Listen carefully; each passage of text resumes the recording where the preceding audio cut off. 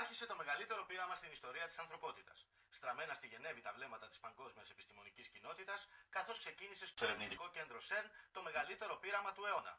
Χιλιάδες επιστήμονες από όλο τον κόσμο, μεταξύ τους και Έλληνες, προχωρούν αυτή την ώρα στην πρώτη φάση του πειράματος που έχει ως στόχο να εξηγήσει πώς δημιουργήθηκε το σύμπαν.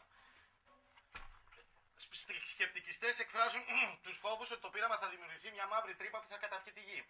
Ασφαλές χαρακτηρίζει το πείραμα ο Στίβεν Χόκινγκ, εκφράζει ωστόσο αμφιβολίες για τα συμπεράσματα που θα προκύψουν. Συνεχίζεται στη Βουλή η συζήτηση του φορολογικού νομοσχεδίου μετά από μια επεισοδιακή συνεδρίαση χθες βράδυ με κατέρωθεν πυρά και εντάσεις. Η κυβέρνηση αναδιπλώθηκε στο θέμα των τεκμηρίων διαβίωσης και η ένσταση αντισυνταγματικότητας της αντιπολίτευσης εισέπραξε ηχηρό όχι από την κυβερνητική πλειοψηφία. Αύριο η ψήφιση του νομοσχεδίου. Βήμα πρόκριση στα προκριματικά του Μουντιάλ, αναπτυχθεί απόψη 9 και 4 η εθνική ομάδα ποδοσφαίρου με αντίπαλο τη Λετωνία στη Ρήγα. Σε περίπτωση που η Ελλάδα εξυπηρετήσει το σύμβολο τη Ρήγα αυτή τη γρήπη, θα οδηγηθεί στην πρώτη θέση του Μίλια. Έχει ισχυρό στην Αττική. Άνεμη βόρειο-βορειοανατολική έως 5 και στα ανατολικά έως 6 μποφόρ. Η θερμοκρασία θα κοιμαθεί από 23 έως 33 βαθμούς Κελσίου. Τα επόμενα νέα από το ΣΥΠ 99,5 σε μία ώρα. Καλά, ρε, καίγεσαι και δεν καταλαβαίνεις τίποτα, δεν νιώθεις εσύ.